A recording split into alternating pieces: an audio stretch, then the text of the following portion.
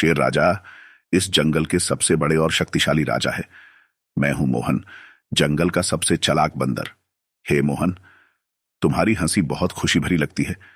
क्या आप मेरे मित्र बनना चाहेंगे? मुझे आपके साथ दोस्ती करने में बड़ी खुशी होगी। चलो, फिर हम अब दोस्त हो गए हैं। हमें मिलकर इस जंगल को सुरक्षित रखना होगा। हाँ शेर राजा, मैं भी वचनबद्ध हूं कि मैं आपके साथ हर मुश्किल में आपका साथ दूंगा।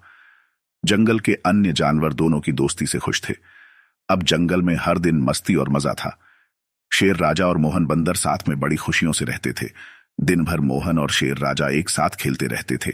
शेर राजा उसे दौड़ते हुए पकड़ने की कोशिश करता और मोहन उससे बचता। वे दोनों एक दूसरे को पकड़ने में बहुत माहिर थे।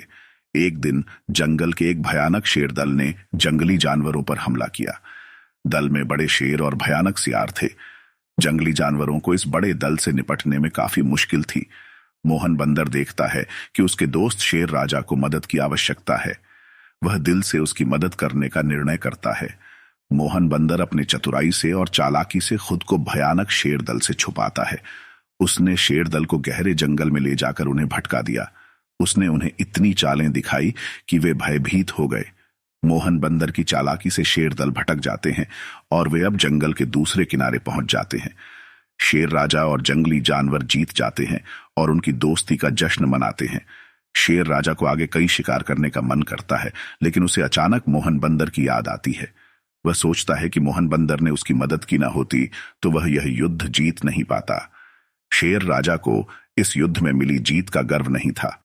उसे सच्ची मित्रता की अहमियत समझ आई। वह समझता है कि मित्रता और विश्वास से जीतना सच्चा जीत है। शेर राजा फिर मोहन बंदर से मिलता है और उसको गले लगाता है। मोहन, तुम्हारी वजह से मैंने यह युद्ध जीता है। धन्यवाद मेरे दोस्त। आपको याद रखना शेर राजा, सच्ची मित्रता हमेशा विजयी होती है। इस तरह शेर राजा और मोहन बंदर की दोस्ती जंगल के अन्य सभी जानवरों के लिए एक मिसाल बन गई। वे दोनों मिलकर जंगल को हमेशा सुरक्षित और खुशहाल रखते रहते। इसी दोस्ती का अंत है, लेकिन जंगल में उनकी मित्रता की कहानी आज भी बच्चों को बड़ी प्रेरणा देती है।